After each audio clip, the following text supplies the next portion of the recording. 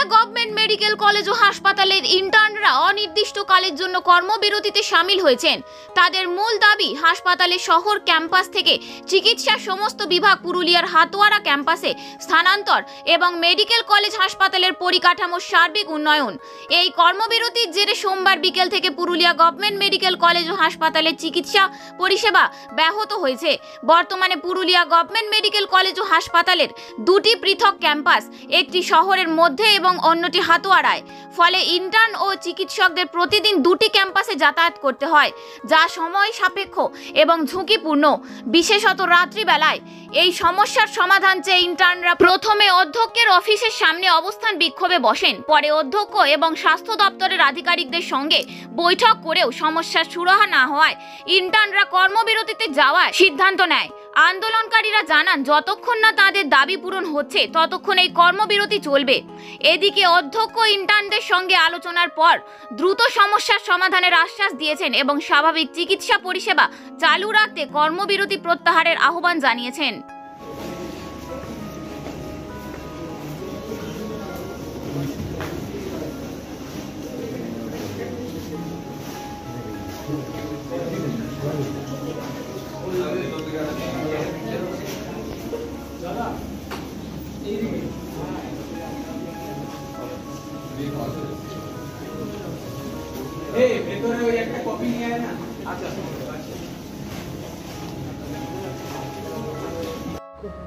প্রথমত তো আমাদের একটা ক্যাম্পাস এখানে, যেখানে আমরা ক্লাস করেছি, কলেজ করেছি, আর একটা যেখানে আমাদের এখন ডিউটি করতে যেতে হচ্ছে, সেটা এখান থেকে 5-6 কিলোমিটার দূরে। নাইট ডিউটি পড়ে সবারই। গাড়ির ব্যবস্থা রাত্রি 10:30টার পর আর পাওয়া যায় না। ঠিক আছে, কখনোই এরম হতেই পারে, এমার্জেন্সি পেশেন্ট আসে, অনেক রাতে যেতে হতে পারে, কোনো ব্যবস্থা নেই যাওয়ার। তো একটা সেফটি ইস্যু তো থেকেই যায়। প্লাস এই যে শিফট করার কথা আমরা যবে থেকে ঢুকেছি কলেজে তবে থেকে শুনে আসছি, 5 বছরে হয়নি। এর আগের বছর রিটেন আমাদের আশ্বাস দেওয়া হয়েছিল যে হবে, হয়নি। তো তাই জন্য এবার এতদিন মিথ্যা আশ্বাস পেয়ে এবার আমরাও আর কি একটা স্টেপ নিতে বাধ্য হচ্ছি।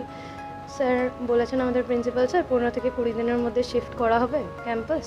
তো যতদিন না শিফটটা হচ্ছে আমরা ইন্টার্নরা যারা আছি আমরা কাজে যোগ দিতে পারি। আমরা 94 জন আছি, 94 জন, 94 জন ইন্টার্ন আছি। আমরা কাজ করব যতদিন। আমার নাম দেবাঙ্গনা কোলে সরকার। ওদের দাবি আমাদেরও ইচ্ছে সবটাই ছিল যে ওই ক্যাম্পাসটাকে পুরোপুরি এখানে আনা, এক্সেপ্ট গাইনি আর পিডিয়াট্রিক্স। তো আমাদের এই যে হসপিটাল আছে তার ক্যাপাসিটি 500 বেড। আমাদের টোটাল চলে 1060, 1070 এরকম পেশেন্ট।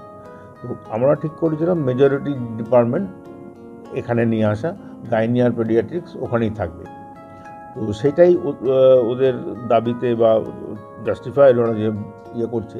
তো তাতে এখানে এলে এই বিল্ডিংটা পড়ে আছে, ইউটিলাইজ করা যাবে। তো এরকম আমরা একটা চেষ্টা করেছিলাম 1 বছর আগে, এবং সেই চেষ্টায় আমরা সমস্ত আউটডোর পেশেন্ট, সমস্ত ধরনের অপারেশন থিয়েটার এখানে চলে, এখনও চলে আর কি। ওটা নতুন নয়, নতুন হচ্ছে মেডিসিনের বেড নিয়ে এখানে নতুন মেডিসিন ওয়ার্ডটা এখানে থাকবে, সার্জারি অর্থোপেডিক্সটাও এখানে থাকবে। তো অপারেশন থিয়েটার মূলত এটা, কিন্তু একটা এমার্জেন্সি ওখানে চলে, যেহেতু গাইনি পেশেন্টের সিজার অপারেশন হয়। তো সেখানে আমাদের একটা ছোটো হলেও সেটা রাখতে হয়েছে।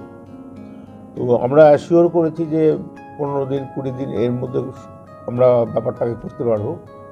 আমাদের এই কাজটা করতে আমাদের ডিস্ট্রিক্ট অ্যাডমিনিস্ট্রেশন এবং পলিটিক্যাল লিডার্স তাদের কনফিডেন্সে আনা প্রয়োজন। বিকজ পেশেন্টের অনেকখানি মাঝরাতে আসা খুব শক্ত হবে, এটা আপনারা নিশ্চয়ই মানেন। তো তা সত্ত্বেও করতে গেলে আমি তাদেরকে সবারকে নিয়ে, তাদের ওপিনিয়ন নিয়ে তারপর কিন্তু শিফট হবে। সেটা ঠিক আছে, সেটা আমি বোঝানোর চেষ্টা করছি। কিন্তু ও যদি কাজ বন্ধ করে থাকে, অ্যাটলিস্ট 15 দিন 20 দিন তো টাইম লাগবে পুরো সেট আপটাকে এখানে আনতে। তো এই হচ্ছে ব্যাপার আর কি। যদি বিশ্বাস হয় আমাদের, তো আর একরকম বোঝানোর চেষ্টা করছি।